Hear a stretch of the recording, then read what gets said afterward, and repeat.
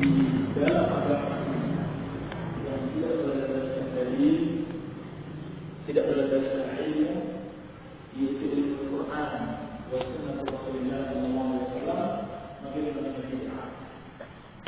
Dan semua bid'ah adalah sesat berdasarkan nafs langsung perkataan utusan Allah Subhanahu wa taala yang paling mulia, yakni Nabiullah wa Rasulullah Muhammad sallallahu alaihi wa ala alihi wasallam, yang kita wajib mengikuti beliau sebagai realisasi dari syahadat an la ilaha illallah wa anna Muhammadar Rasulullah. Syahadat an la ilaha illallah mewajibkan kita hanya beribadah kepada Allah Subhanahu wa taala yang satu saja dan membatilkan semua sesembahan selain Allah Tabaraka wa taala, dan ikhlas di dalam ibadah tersebut. Beribadah kepada Allah dan hanya karena Allah Subhanahu wa taala semata, bukan karena satu dari kepentingan dunia ini. Ini makna dan konsekuensi dari syahadat an la ilaha illallah. Sedangkan makna syahadat anna Muhammadar Rasulullah adalah kita beribadah kepada Allah dengan petunjuk dari Rasulullah sallallahu alaihi wa ala alihi wasallam. Inilah rahasianya jemaah sekalian yang dikatakan oleh Syekh Al-Utsaimin rahimahullah taala dalam Syarh Ushul Iman. Kenapa dua kalimat syahadat, syahadat an la ilaha illallah wa anna Muhammadar Rasulullah, dijadikan satu rukun, padahal di dalamnya ada dua kalimat? Karena dalam kalimat syahadat an la ilaha illallah dan Muhammadur Rasulullah terdapat dua syarat diterimanya amalan. Yang pertama, ikhlas, dilakukan karena Allah Subhanahu wa taala, dan kedua, mutaba'atul Rasul sallallahu alaihi wasallam. Jadi tidak bisa dipisahkan. Dianggap sebagai salah satu rukun dari rukun agama yang tidak bisa dipisahkan. Baik.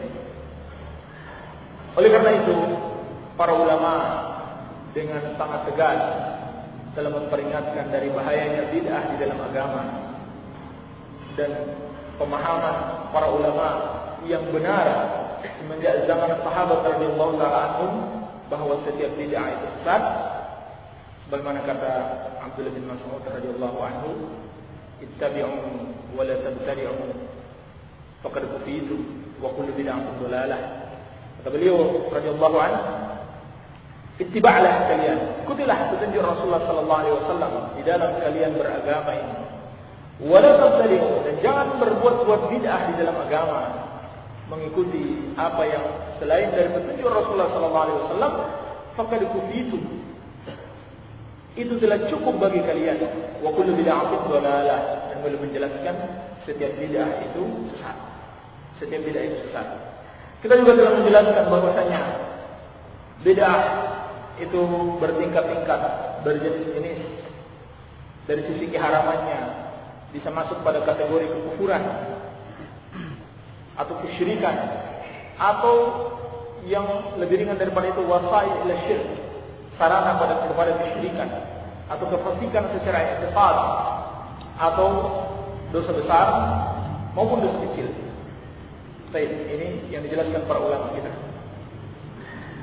Jadi bid'ah bisa masuk pada kekufuran dan kesyirikan, masuk pada sarana menuju pada kesyirikan atau kefasikan secara i'tiqad, masuk dosa besar ataupun dosa kecil.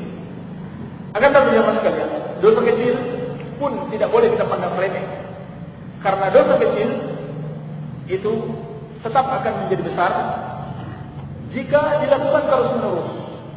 Kita lihat para pelaku bid'ah malah melakukan dosanya ini terus menerus, atau menganggap remeh dosa tersebut. Justru kata para ulama kita, menganggap remeh suatu dosa itu lebih besar dosanya daripada dosa itu sendiri. Menganggap remeh suatu dosa lebih besar dosanya daripada dosa itu sendiri. Baik. Dan juga tidak boleh menghalalkan perbuatan yang salah, perbuatan dosa itu. Kalau menghalalkan, maka berubah menjadi dosa besar. Dan juga tidak boleh dilakukan secara terang-terangan, karena bisa mengajak orang lain Dan tidak boleh juga secara sengaja mengajak orang lain untuk berbuat dosa.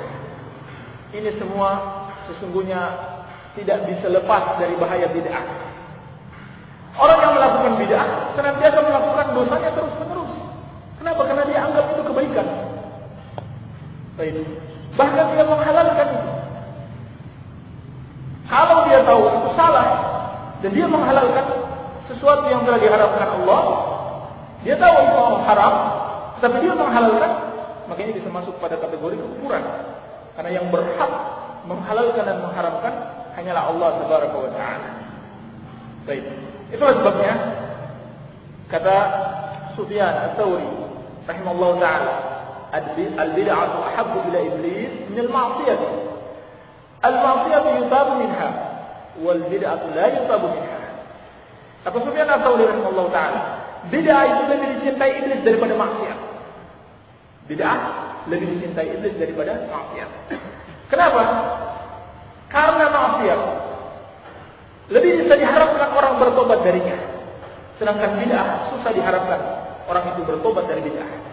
Kenapa jemaah sekalian? Pada umumnya orang yang melakukan bid'ah, dia katakan ini adalah bid'ah hasanah, bid'ah yang baik. Kenapa harus bertobat dari kebaikan? Kan begitu.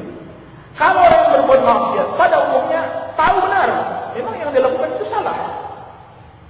Dia tahu kesalahannya, sehingga lebih bisa diharapkan untuk bertobat daripada orang yang berbuat salah tapi dia anggap dia benar.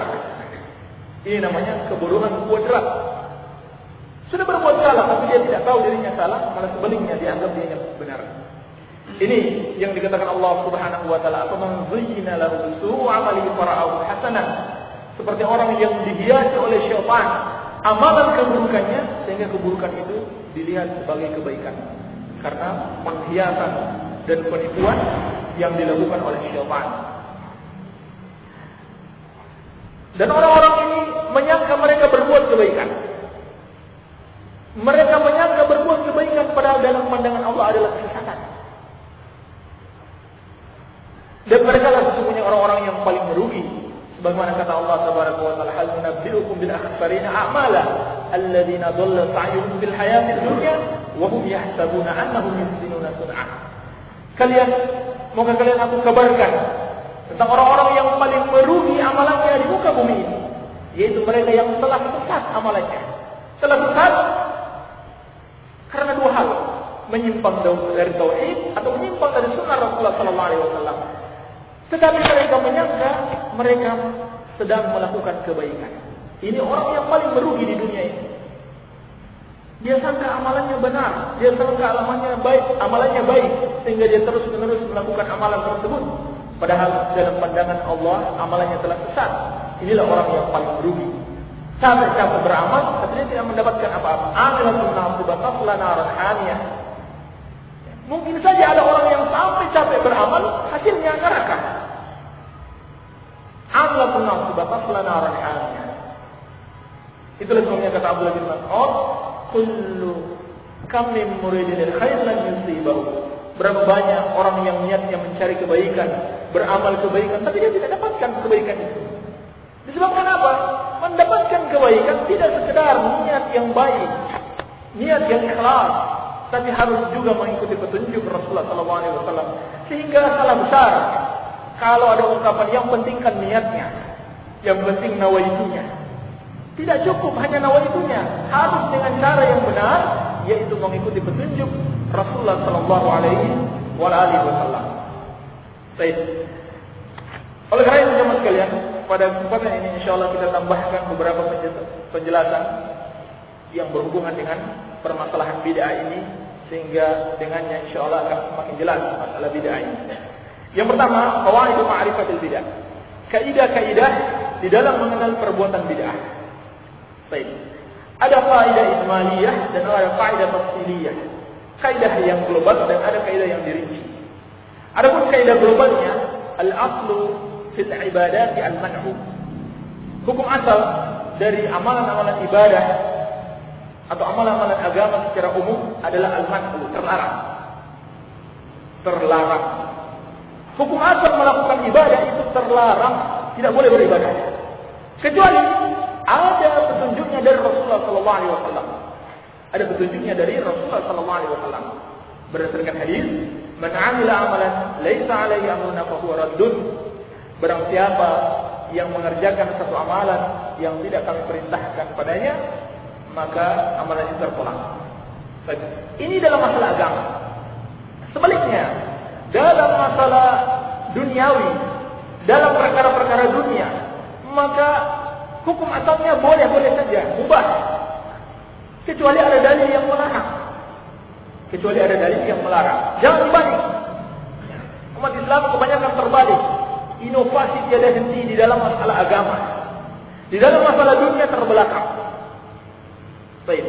Seharusnya di dalam masalah agama tidak boleh kita mengamalkan atau meyakini sesuatu sampai kita tahu benar itu berdasarkan dalil dari Al-Quran dan Sunnah Rasulullah SAW. Baik. Tapi dalam masalah dunia silahkan kita berkreasi. Kecuali ada dalil yang melarang, maka tidak boleh kita lakukan. Baik. Ini kaidah globalnya. Adapun secara rinci disebutkan oleh Syekh Al-Muhaddits Muhammad Nasiruddin Al-Albani rahimahullah taala dalam kitabnya Ahkamul Janaiz wa Bid'ah, hukum-hukum jenazah dan bid'ah-bid'ahnya. Ini kitab yang sangat bagus yang menjelaskan tentang hukum-hukum jenazah, mulai dari sakitnya orang kemudian meninggal dunia sampai dikuburkan terus sampai selesai. Ini kitab yang bagus karya Syekh Al-Albani dengan judul hukum-hukum jenazah dan bid'ah-bid'ahnya. Baik, alhamdulillah mungkin ini sudah diterjemahkan, silahkan dicari. Beliau menjelaskan beberapa kaidah untuk mengenal bid'ah, mengenal sesuatu itu bid'ah. Meskipun mungkin kaidah-kaidah yang beliau sebutkan ada kira-kira 8 kaidah, tidak mencakup semua kaidah, tetapi mencakup sebagian besarnya insyaallah. Baik. Kata beliau rahimahullah, "Innal bid'ah al-mansus ala dhalalatiha an-syari' hiya." Sesungguhnya bid'ah yang telah dinafkan, telah disebutkan kesesatannya oleh Allah Subhanahu wa taala, itu adalah yang pertama. Kullu ma arada sunnah min al-aqwali aw al-af'al aw al-aqaid walau kanat an-ijtihadi. Semua yang menyelisihi sunnah, semua perkara yang menyelisihi sunnah, baik itu perkataan maupun perbuatan maupun akidah, keyakinan-keyakinan di dalam hati, walau kanat an-ijtihadi, meskipun keyakinan itu atau amalan itu, perkataan itu dari ijtihadnya seorang alim. Baik. Akan tetapi orang yang alim ini kalau dia berijtihad dan dia tidak sengaja berbuat bid'ah, tentu dia tidak berdosa. Tetapi bagi kita adalah melihat, tidak sekedar mengikuti, tetapi melihat apakah sesuai dengan Al-Quran dan Sunnah atau tidak. Baik. Setiap perkataan, perbuatan maupun akidah yang menyelisih sunnah Rasulullah SAW, maka itu adalah bid'ah. Contoh misalnya, perkataan mereka bahwa agama itu atau ilmu agama itu terbagi 4. Syariat, tarekat, hakikat dan ma'rifat. Baik. Syariat, tarekat dan ma'rifat. Kalau dia sudah sampai ma'rifat, maka dia terbebas dari kewajiban-kewajiban syariat. Ini jelas-jelas menyelisih sunnah Rasulullah SAW.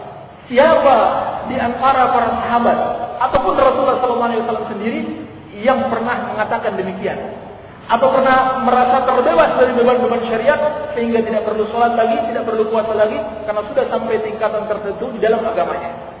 Tidak ada dalilnya. Bahkan Rasulullah SAW sebagaimana banyak disebutkan, beliau sholat lain sampai pecah kedua kakinya. Dan ditanya oleh Aisyah radhiyallahu anha, kenapa kau melakukan ini padahal telah diampuni dosamu yang telah lalu dan akan datang? Lalu jawab beliau, afala akunu abdan syakura? Tidakkah aku menjadi hamba yang bersyukur? Baik, ini contoh bid'ah di dalam agama. Baik, ini yang pertama, kaidah yang pertama. Apapun yang kita dapati yang menyelisih sunnah, maka itu bid'ah. Baik. Yang kedua, kullu amrin yataqarrabu ila Allah Ta'ala bihi wa qad nahaa anhu Rasulullah sallallahu alaihi wasallam. Setiap perkara yang dengannya seorang mendekatkan diri kepada Allah, padahal telah dilarang oleh Rasulullah SAW. Telah dilarang oleh Rasulullah SAW.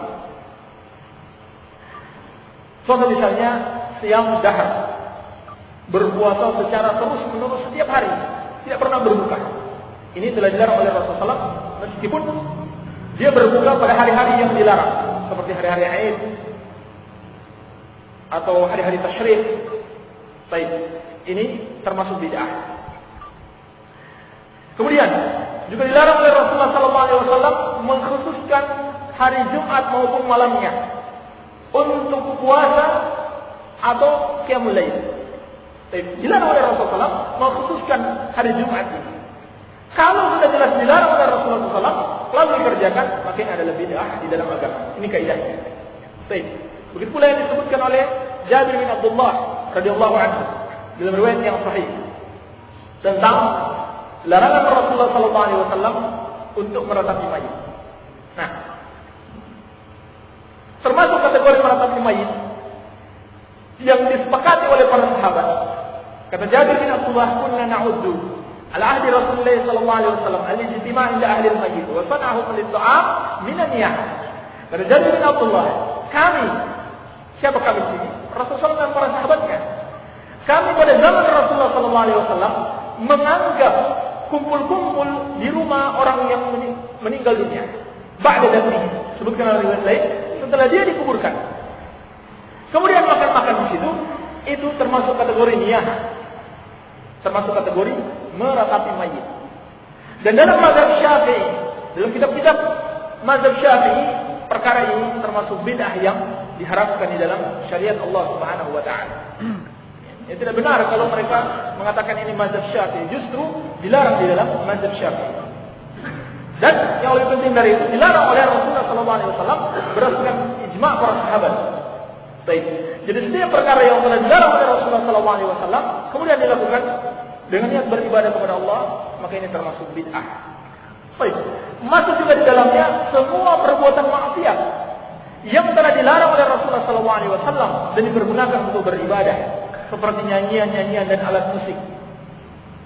Kebiasaan sebagian kaum sufi mendekatkan diri kepada Allah dengan nyanyian-nyanyian dan alat-alat musik.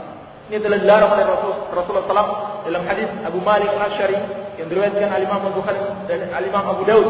Kata Rasulullah SAW, "La yakunanna aqwamun min ummati yastahilluna al-hirra wal harira wal khamra wal ma'azif." Akan ada nanti segolongan dari umatku yang menghalalkan. Yang menghalalkan berarti awalnya haram, menghalalkan al-hir, perzinahan, wal harir dan sutra bagi laki-laki, wal khamr, wal ma'azif dan alat-alat musik. Ini dilarang oleh Rasulullah. Kalau dipergunakan untuk mendekatkan diri kepada Allah, maka ini adalah bid'ah. Baik, ini yang kedua. Kaidah yang ketiga, kullu amrin la yumkin an yushra illa bin nass aw tawqif. Setiap perkara yang tidak mungkin disyariat kecuali dengan nas, dengan teks jelas, yang sahih dan sahih. Aw tawqif, atau dengan cara wahyu dari Allah Subhanahu wa taala. Baik. Wala nass alaihi illa ma kana an sahibin takarrara dzalikal amal minhu duna nakirin. Dan sementara amal itu ternyata tidak ada nas padanya, tidak ada dalilnya, kecuali jika dilakukan oleh seorang sahabat dan dia melakukan secara terus-menerus, tidak diingkari oleh sahabat yang lainnya. Tidak diingkari oleh sahabat yang lainnya. Baik. Jadi jemaah sekalian, setiap amalan yang tidak mungkin ada, tidak mungkin disyariatkan kecuali dengan wahyu, maka itu kalau dilakukan padahal tidak ada nas, tidak ada dalilnya, tidak ada wahyunya, baik dari Allah maupun dari Rasulullah SAW dalam hadisnya, maka itu adalah bid'ah. Contoh misalnya penyebutan satu lafaz zikir, lafaz la ilaha illallah, Allahu akbar, subhanallah, walhamdulillah, itu semua disebutkan, disyariatkan dengan nas. Semuanya dengan teks, dalilnya, baik di Al-Quran maupun di Sunnah, semuanya ada. Kalau misalnya seorang yang mengatakan, saya dapat satu lafaz zikir, dapat dari mana? Dari Al-Quran? Tidak. Dari Sunnah? Tidak. Dari mimpi. Maka ini termasuk kategori bid'ah. Termasuk kategori bid'ah. Karena tidak mungkin lafaz-lafaz zikir itu didapatkan dari selain Al-Quran dan Sunnah Rasulullah SAW. Baik. Yang ketiga, yang keempat, ma'usika bil ibadah min adatil kuffar. Mengikuti orang-orang kafir, tasyabbuh bil kuffar. Baik, beribadah dengan mengikuti adatnya orang-orang kafir. Beribadah dengan mengikuti adat-adatnya orang-orang kafir. Baik. Contohnya apa? Al-ihtifal bi maulidin Nabi sallallahu alaihi wasallam. Merayakan maulidnya Rasulullah sallallahu alaihi wasallam. Ini termasuk bid'ah yang asalnya adalah tasyabbuh bil kufar. Asalnya kalau kita mau runut sejarahnya, sesungguhnya dari orang-orang kafir. Di dunia ini yang pertama mengadakan maulid adalah orang-orang Nasrani, yaitu maulidnya Nabi Isa alaihissalam yang mereka yakini lahir pada tanggal 25 Desember, sebagian pada tanggal 1 Januari. Baik. Makanya arti maulid, arti Natal, arti ulang tahun sama, hanya beda bahasanya. Natal, maulid dan ulang tahun sama artinya, hanya beda bahasanya. Baik. Perbuatan ini pertama termasuk tasyabbuh bil kufar, meniru-niru orang-orang kafir. Yang kedua termasuk bid'ah di dalam agama. Karena Id jemaah sekalian, Id diatur di dalam syariat dengan nas, tidak boleh ditambah dan tidak boleh dikurangi, yaitu Idul Fitri dan Idul Adha. Dan yang masuk dengan Id dijelaskan oleh Syekhul Islam Ibnu Taimiyah rahimahullah taala dalam kitabnya Iqtidah Shiratal Mustaqim. Id itu bisa jadi pada satu dari tiga hal. Pertama, hari yang dirayakan berulang-ulang. Baik. Yang kedua, amalan-amalan yang dilakukan pada hari itu. Amalan-amalan yang dilakukan pada hari itu. Baik. Yang ketiga, anda lupa. Akan tapi yang berhubungan dengan pembahasan ini, bahwa termasuk kategori Id adalah hari yang diperingati berulang-ulang. Setiap datang hari itu selalu membawa kegembiraan yang baru, selalu dirayakan. Nah, dalam Islam, Id itu sudah ditentukan, Idul Fitri dan Idul Adha, atau Idul Usbu, hari Jumat, hari raya pekangan. Itu termasuk hari raya. Baik. Yang boleh kita peringati, yang boleh kita hari rayakan hanya hari raya ini. Itu pun cara perayaannya harus sesuai dengan petunjuk Rasulullah SAW. Kalau kita menambahkan dengan hari peringatan kelahiran Rasulullah SAW, hari peringatan negara ini, hari ibu, hari bapak, hari Isra Mi'raj, tanggal 1 Muharram diperingati semuanya, berarti namanya menambah-nambah di dalam agama. Tidak boleh kita katakan ini sekedar seremonial belaka, bukan ibadah. Karena Id sudah diatur dalam syariat. Id termasuk ibadah yang diatur dalam syariat, tidak boleh ditambah dan tidak boleh dikurangi. Baik. Di samping dia bid'ah, dia juga termasuk kategori menyerupai orang-orang Nasrani. Man tashabbaha biqaumin fa huwa minhum. Kata Rasulullah, barang siapa yang menyerupai satu kaum, maka dia bagian dari mereka. Baik, ini yang keempat. Yang kelima, kaidah yang kelima yang dijelaskan Syekh Al-Albani dalam Ahkamul Janaiz. Ma nassa 'ala istibaahi ba'd ulama. Yang dikatakan sunnah apa istihbab oleh sebagian ulama. Ia mutaakhirin minhum wala dalil alaih.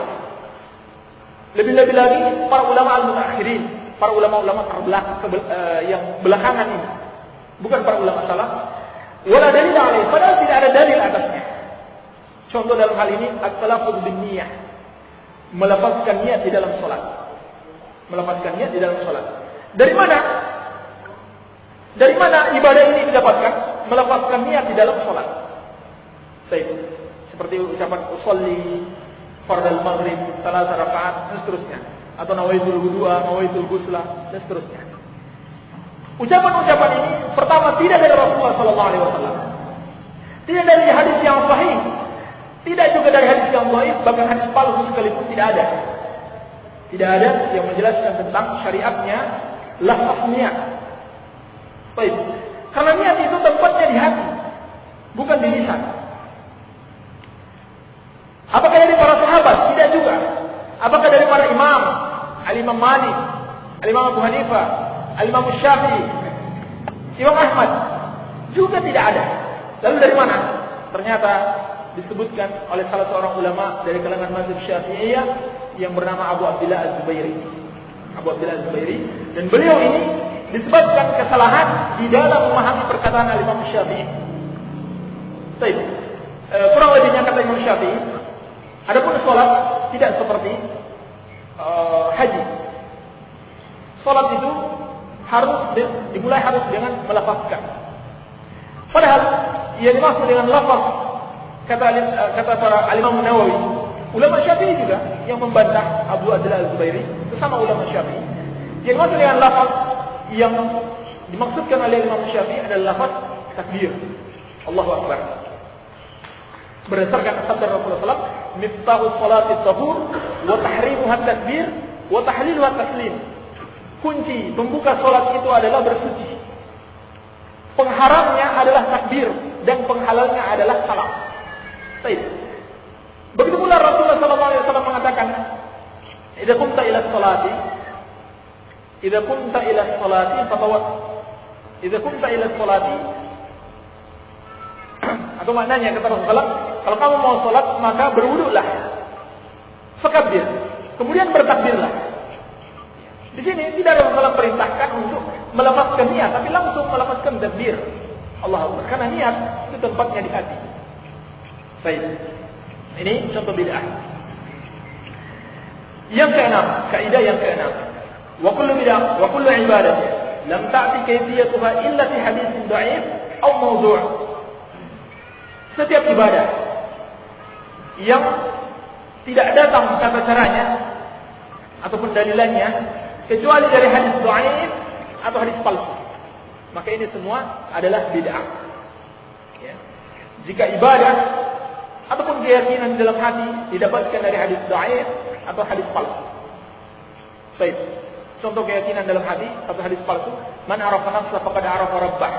Ya, hadis palsu disebutkan oleh Al-Ghazali dalam Ihya dan dikatakan palsu oleh Al-Iraqi. Baik. Kemudian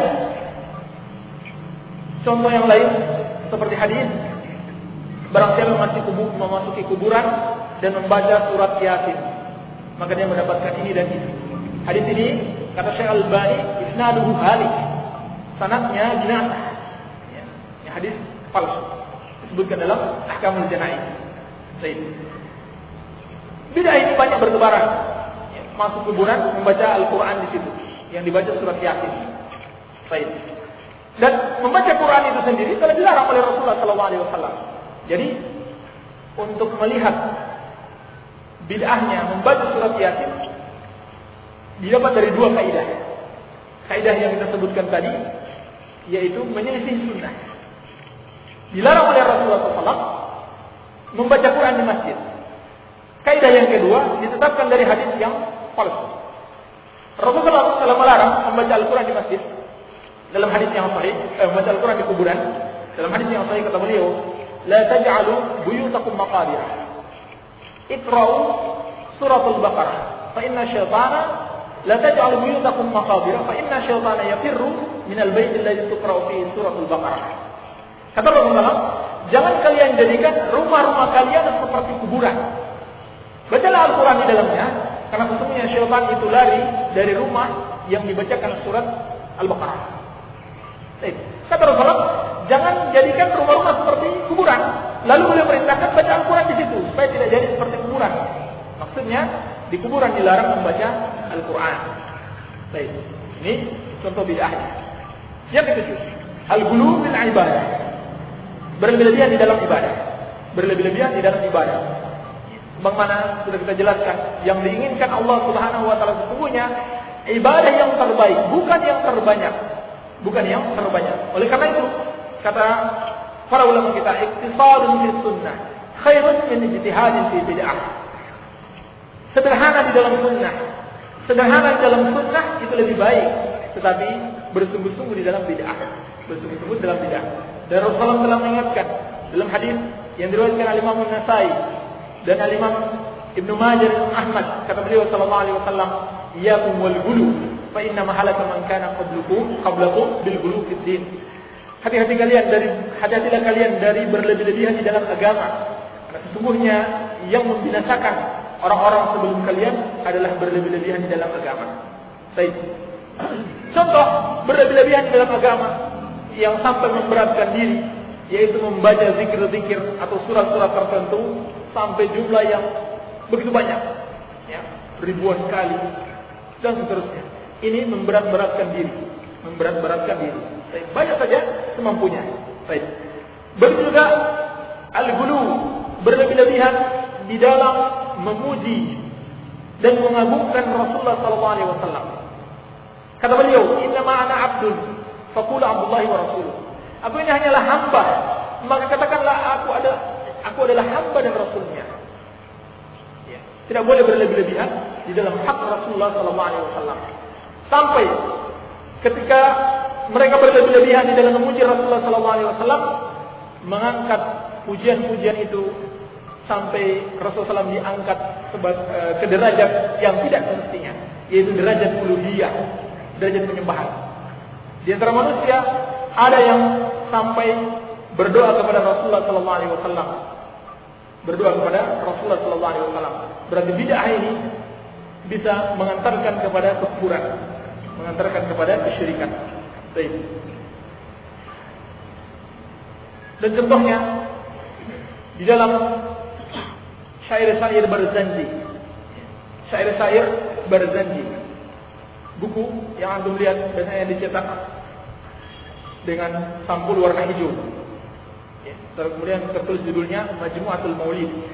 Di dalam syair-syair Barzanji ini terdapat syair-syair yang berlebih-lebihan di dalam memuji Rasulullah sallallahu alaihi wasallam. Hanya saya tidak ingat sekarang lapas-lapasnya, tetapi banyak sekali disebutkan di dalam syair-syair tersebut. Baik. Ini yang ketujuh, al-ghulu fil ibadah. Yang kedelapan, yang terakhir, kullu ibadah atlaqaha asy-syari wa qayyadaha an-nas bi ba'd al-quyud. Setiap ibadah yang dimutlakkan oleh syariat. Baik. Setiap ibadah yang mutlak, yang umum. Kemudian wa qayyadaha an-nas bi ba'd al-quyud. Dikhususkan oleh sebagian manusia dengan pengkhususan tertentu. Seperti tempat, waktu, sifat, ataupun jumlah. Ini sudah kita jelaskan kemarin. Ibadah-ibadah yang umum, yang dalilnya umum, tidak boleh kita khususkan dengan pengkhususan tertentu. Seperti misalnya, firman Allah Subhanahu wa taala, "Ya ayyuhalladzina amanu dzkurullaha dzikran katsiran." Hai orang yang beriman, berzikirlah kalian kepada Allah dengan zikir yang banyak. Baik. Lalu dikhususkan dengan sifat tertentu atau cara tertentu di dalam berzikir. Karena Allah mengatakan, ini pendalilannya ahlul bidah. Karena Allah mengatakan, berzikirlah sebanyak-banyaknya. Kalau begitu, kita berzikir rame-rame. Zikirnya ada perintahnya, tapi zikir rame-ramenya tidak ada petunjuknya dari Rasulullah SAW. Atau membuat jumlah-jumlah tertentu di dalam berzikir.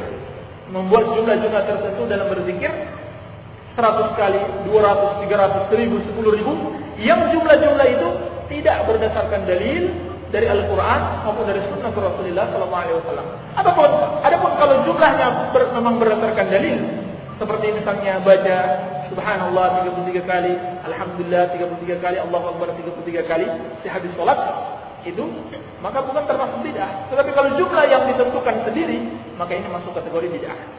Baik. Begitu pula dilihat dari sebab melakukan ibadah. Berzikir kepada Allah Subhanahu wa taala. Salat 5 waktu. Baik. Salat berjamaah, semuanya adalah ibadah. Tapi orang melakukan sebabnya bukan melakukan ibadah tersebut bukan karena sebabnya beribadah kepada Allah Subhanahu wa taala, tetapi ingin mendapatkan ilmu-ilmu kesaktian. Baik, mendapatkan ilmu-ilmu kesaktian. Ini termasuk kategori bid'ah di dalam agama. Baik. Ini jemaah sekalian, 8 kaidah yang dijelaskan oleh Syekh Al-Albani rahimahullah taala agar mudahnya kita mengenal perbuatan bid'ah tersebut.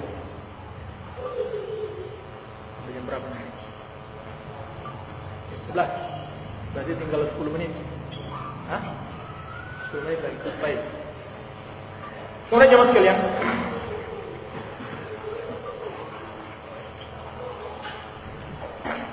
dengan sangat terpaksa sebagian pembahasan tidak bisa kita sampaikan karena waktu yang sangat sempit.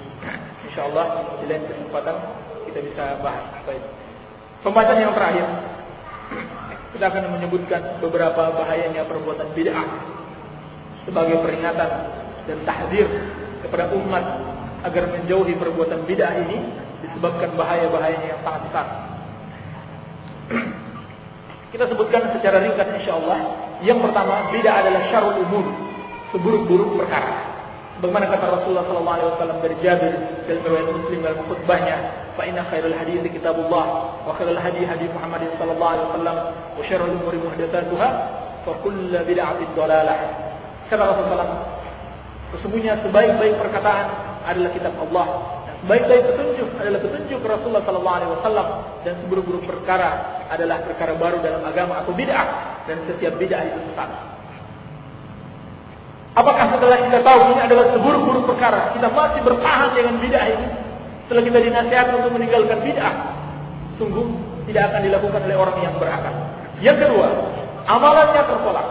Bahaya dari perbuatan bid'ah, amalannya tertolak berdasarkan nas, perkataan dari lisan Rasulullah SAW yang mulia dalam hadis yang diriwayatkan oleh Imam Muslim dari Ummul Mukminin, "Man 'amila amalan laisa 'alaihi amruna fa huwa raddun." Barang siapa mengerjakan amal yang tidak ada padanya perintah kami, maka amalannya tertolak. Yang ketiga dan keempat, orang yang melakukan bid'ah, maka seakan-akan dia menganggap agama ini belum sempurna, dan seakan-akan dia menganggap Rasulullah sallallahu alaihi wasallam telah mengkhianati tugas kerasulannya, yaitu menyampaikan semua kebaikan. Bagaimana kata Imam Malik, "Man ibtada'a fil Islam bid'atan yaraha hasanatan, faqad za'ama anna Muhammadan sallallahu alaihi wasallam khana risalah, li'anna Allah yaqul al-yawma akmaltu lakum dinakum, fama lam yakun yawma idzin dinan, fala yakunu al-yawma dinan." Kata Imam Malik rahimahullah taala, barang siapa yang membuat-buat bid'ah dalam Islam dan dia anggap bid'ah itu sebagai hasanah, kebaikan, maka berarti dia telah menuduh Rasulullah sallallahu alaihi wasallam mengkhianati kerasulannya. Karena Allah telah berfirman, "Al-yawma akmaltu lakum dinakum." Pada hari ini telah disempurnakan agama kalian. Jadi apa yang bukan bagian dari ajaran agama pada hari Rasulullah sallallahu alaihi wasallam masih hidup, maka pada hari ini tidak akan pernah menjadi bagian dari ajaran agama. Karena kebaikan telah selesai, semua telah diajarkan oleh Rasulullah SAW berdasarkan hadis yang dikatakan oleh Abu Dzar. Kata Rasulullah SAW, "Ma baqiya syai'un yuqarribu minal jannah wa yubaidu minan nar illa wa qad buyyina lakum." Tidak tersisa satu perkara yang bisa mendekatkan kalian kepada surga dan menjauhkan dari neraka kecuali semuanya telah dijelaskan kepada kalian. Kemudian bid'ah lebih dicintai iblis daripada maksiat. Bagaimana kata Sufyan al-Thawri, "Al-bid'atu ahabbu ila iblis min al-ma'siyah, al-ma'siyatu yutabu minha wal bid'atu la yutabu minha." Baik, apa manzuina lahu su'a malih para hasanat. Karena orang yang berbuat bid'ah itu adalah orang yang dihiasi syaitan melihat amal keburukan sebagai kebaikan, sehingga susah dia untuk meninggalkan bid'ahnya. Beda dengan orang berbuat maksiat. Baik, yang keenam, orang yang berbuat bid'ah berarti mengikuti hawa nafsu dan mengedepankan akalnya atas dalil syar'i. Dan Allah mengatakan, "Wa man adallu mimman ittaba'a hawahu bighairi hudan min Allah." Dan siapakah yang lebih sesat dari orang yang mengikuti hawa nafsunya tanpa ada petunjuk dari Allah Subhanahu wa taala. Yang ketujuh, bid'ah menyebabkan perpecahan umat. Kalau kita melihat sejarah Rasulullah sallallahu alaihi wasallam, pada zaman Rasulullah SAW tidak ada perpecahan. Pada zaman Khalifah Abu Bakar, Khalifah Umar tidak ada perpecahan. Khalifah Utsman bin Affan tidak ada perpecahan. Kenapa? Karena tidak ada bid'ah waktu itu. Nanti pada zaman Ali bin Abi Thalib muncul kelompok bid'ah, kemudian terjadi perpecahan. Disebabkan karena bid'ah. Ini telah diperingatkan oleh Rasulullah SAW dalam hadis Iftiraqul Ummah. Kata Rasulullah, "Wa sataftariqu ummati ala 73 firqah, kulluha fin nar illa wahidah."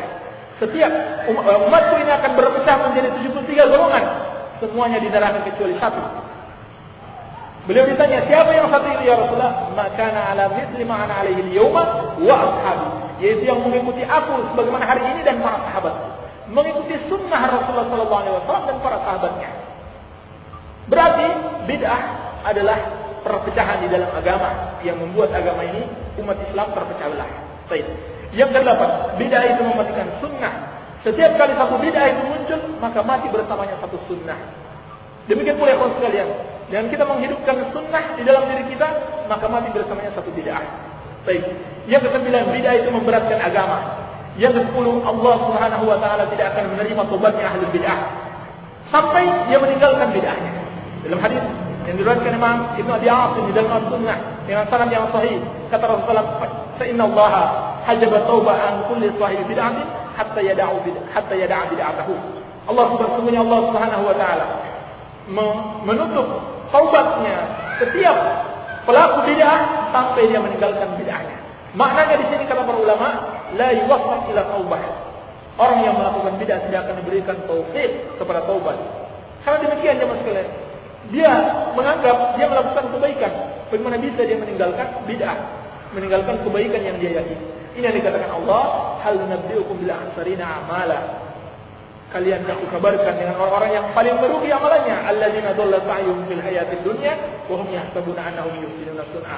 Mereka yang telah sesat amalannya dalam kehidupan dunia ini, tapi mereka menyangka sedang melakukan kebaikan. Baik. Kemudian pelaku bid'ah itu semakin jauh dari Allah Subhanahu wa taala.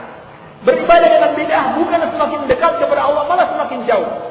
Orang-orang Khawarij dikatakan oleh Rasulullah sallallahu alaihi wasallam, kalian menganggap remeh salat kalian dibanding salat mereka. Ini orang Khawarij. Betapa hebatnya salatnya Khawarij itu. Sampai Rasulullah mengatakan, kalian menganggap remeh salat ini, dikatakan pada sahabat. Ini sahabat itu ahli-ahli ibadah, bukan sekedar ahli-ahli ilmu saja, tapi ahli-ahli ibadah. Dikatakan kepada para sahabat, kalian menganggap remeh salat kalian dibanding salat mereka.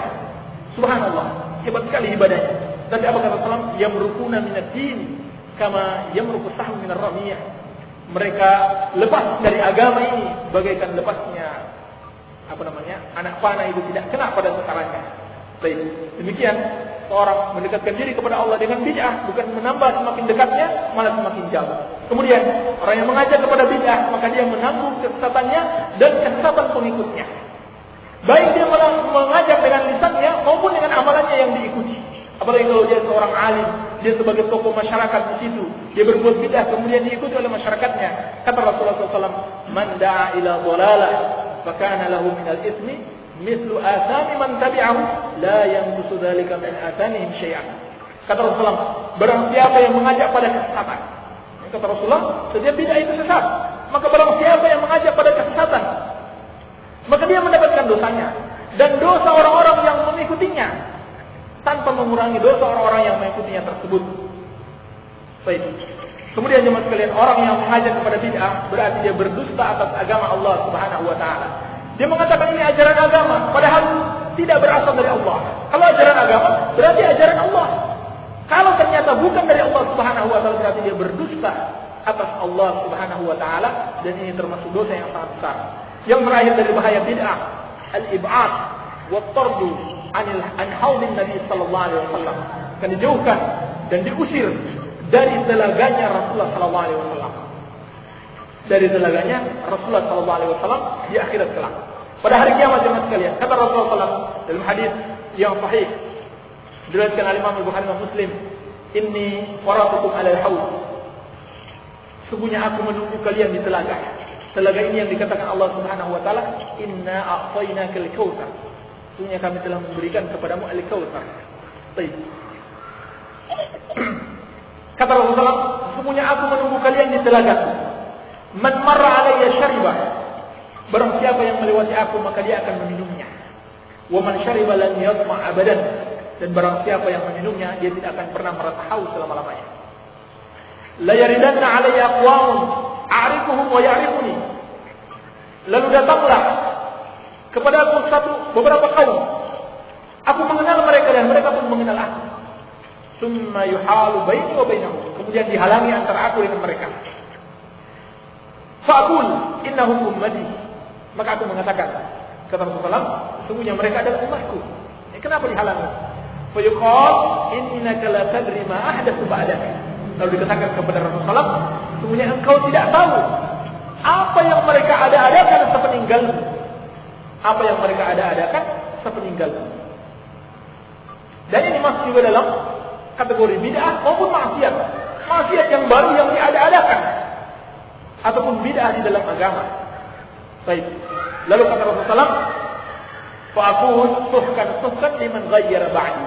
Maka aku mengatakan, jauhlah bagi orang yang merubah-rubah setelahku. Yang terakhir jemaah sekalian, tariqus salamah wal khalas minal bid'ah, atau jalan selamat dan lepas dari bid'ah ini adalah luzumi manhajis salaf fi ittiba'il Qur'ani was sunnah wa fahmihima. Baik. Mengikuti manhaj salaf di dalam kita mengamalkan Al-Quran dan Sunnah dan memahami Al-Quran dan Sunnah. Harus mengikuti manhaj salaf, mengikuti jalannya Rasulullah SAW dan para sahabatnya. Karena berapa banyak orang yang melakukan bid'ah dan dia yakin dia berada dengan Al-Quran dan Sunnah, dia mengamalkan Al-Quran dan Sunnah, dia sangka, tetapi ternyata Al-Quran dan Sunnah bukan sesuai dengan pemahaman salaf, bukan sesuai pemahaman salaf, yaitu Rasulullah SAW dan para sahabatnya. Dan ini adalah kesesatan, karena firman Allah Subhanahu wa taala, "Wa man yushaqiqir rasula min ba'di ma tabayyana lahu al-huda wa yattabi' ghayra sabilil mu'minin nuwallihi ma tawalla wa nuslihi jahannam wa sa'at masira." Barang siapa yang menentang Rasul setelah jelas kebenaran baginya dan mengikuti selain jalannya orang-orang beriman. Bagaimana kata Imam Syafi'i yang kemarin dijelaskan Imam Ahmad, orang-orang beriman adalah para sahabat. Ketika ayat ini turun adalah para sahabat. Kalau kita mengikuti selain jalannya orang-orang yang beriman, kata Allah Subhanahu wa taala, "Nuwallihi ma tawalla wa nuslihi jahannam wa sa'at masira." Membiarkan dia sesat dan kami masukkan dia ke neraka jahanam, dan itulah seburuk-buruk tempat kembali. Jadi tidak ada jalan bagi kita kecuali mengikuti generasi as-salafus saleh, yaitu mengikuti Al-Quran dan Sunnah Rasulullah SAW sebagaimana yang telah mereka pahami dan mereka amalkan. Dan ini telah ditegaskan Allah Subhanahu wa taala dalam surat Al-An'am, wa anna hadha siratal mustaqiman fattabi'uh wa la tattabi'us subula fatafarraqa bikum an sabilihi dzalikum wasaqum bihi la'allakum tattaqun. Kata Allah Subhanahu wa taala, dan inilah jalanku yang lurus, ikutilah jalan itu, yaitu jalannya Rasulullah SAW dan para sahabatnya. Wa la tattabi'us subul, dan jangan kalian mengikuti as-subul, jalan-jalan. Kata Imam Mujahid, yang dimaksud dengan as-subul di sini al-bid'ah wa syahwat wa syubhat. Al-bid'ah wa syubhat. Jadi jalan selamat ada meninggalkan bid'ah-bid'ah dan syubhat dan mengikuti para sahabat radhiyallahu taala anhu. Kalau kalian mengikuti as-subul itu, maka akan menyebabkan kalian berpecah belah dari jalan Allah Subhanahu wa taala. Dzalikum wasaqum bihi la'allakum tattaqun. Yang demikian itu diwasiatkan kepada kalian agar kalian bertakwa. Jemaah sekalian, ini yang bisa saya sampaikan pada daurah kali ini. Mudah-mudahan ada manfaatnya. Lebih dan kurangnya saya mohon dimaafkan. Yang benar datang dari Allah Tabaraka wa taala, dan yang salah dari kebodohan kami dan dari syaitan. Subhanaka Allahumma wa bihamdika asyhadu an la ilaha illa anta astaghfiruka wa atubu ilaik. Wa sallallahu ala nabiyyina Muhammadin wa ala alihi wa sahbihi wa sallam. Wa akhiru da'wana alhamdulillahirabbil alamin. Insyaallah pertanyaan-pertanyaannya nanti akan dijawab oleh Ustaz Tasrif atau Ustaz Adnan nanti.